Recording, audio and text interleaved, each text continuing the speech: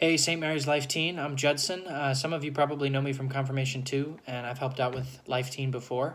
So starting with this video, I am going to be doing a series of weekly Saint videos, Saint of the Week themed videos.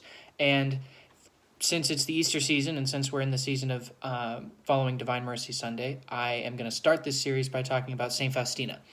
St. Faustina Kowalska. So if you've never heard of St. Faustina, she was a Polish nun. She was born in Głogowiec, Poland in 1905. Her birth name was Helena. And at the age of 20, she joined the Congregation of the Sisters of Our Lady of Mercy, which was also in Poland. And she took the name Sister Maria Faustina of the Most Blessed Sacrament. And she lived in houses of that congregation and was a sister of that congregation for 13 years before she died at the age of 33 after living in her congregation for 13 years. And during the time that she was a nun, she would experience these kind of profound spiritual visions. She was a mystic, a very, very insightful spiritual mystic, and the visions that she experienced were visions of Jesus appearing to her and telling her things that he wanted her to write down in her diary, and things that he wanted her to talk about with her confessor.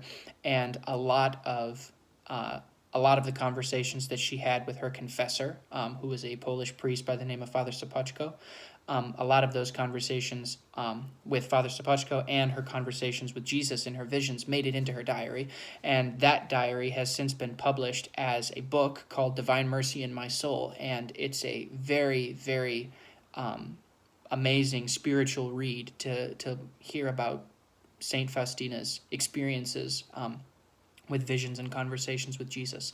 There's a lot of themes all throughout that book, and it's a long diary, and I haven't read all of it, but I've read part of it, and I think that it's a great read. I would recommend it highly to anybody that is looking to find some spiritual reading. And one of the themes in this book is her experiences with Jesus's divine mercy. That was the devotion that Jesus told her to promote, and one of the ways that he told her to promote that devotion was by going to a priest and asking him to paint a picture that she described to the priest that Jesus described to her. And it was an image of Jesus holding his hand to his heart like this, and a white and a red ray coming from his heart, representing the blood and water from his heart when he died on the cross. And that blood and water being a symbol of his mercy poured out for all human beings. And he told Sister Faustina that this image was going to be a way that he worked grace and mercy in a lot of people's lives. And that image is all over the place now. You can see it in a lot of different Catholic churches and Catholic homes. That image, if you just Google Divine Mercy image, I'm sure that you'll recognize it immediately.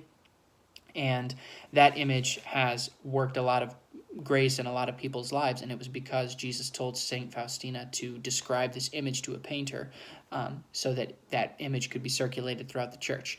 And Pope John Paul II, who was himself Polish, had a very strong devotion to this image and to the Divine Mercy devotion, and he kind of popularized it outside of Poland and turned it into a global thing for the entire church.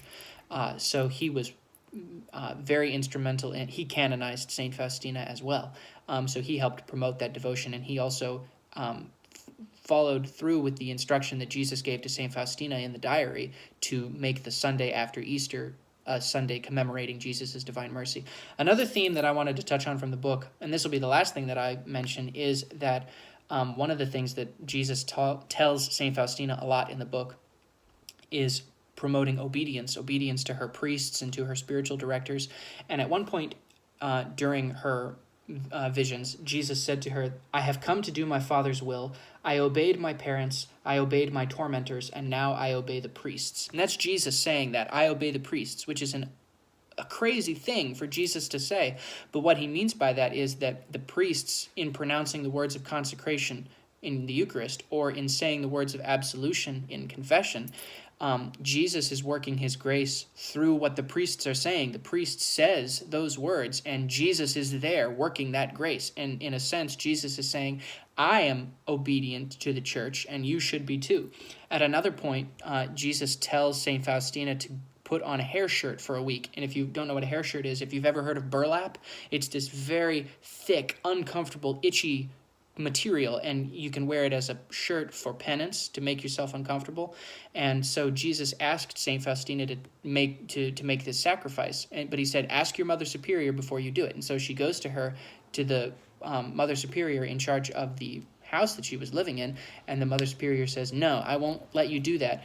If the Lord Jesus gave you the strength of a colossus, I would then permit those mortifications. And so St. Faustina goes back and she prays to Jesus and said, my Mother Superior said not to do it. And Jesus said, I am more pleased with your obedience than I would be with the mortification. I don't demand mortification from you, but obedience. By obedience, you give great glory to me and gain merit for yourself. So those are strong words from Jesus to St. Faustina about obedience. And so he was saying, be honest with your spiritual directors, with your spiritual leaders, your priests, and your parents. Be honest with them and talk to them openly and obey what they tell you to do, because Jesus is working through those people in your lives to communicate to you what he wants you to hear and what he wants you to do.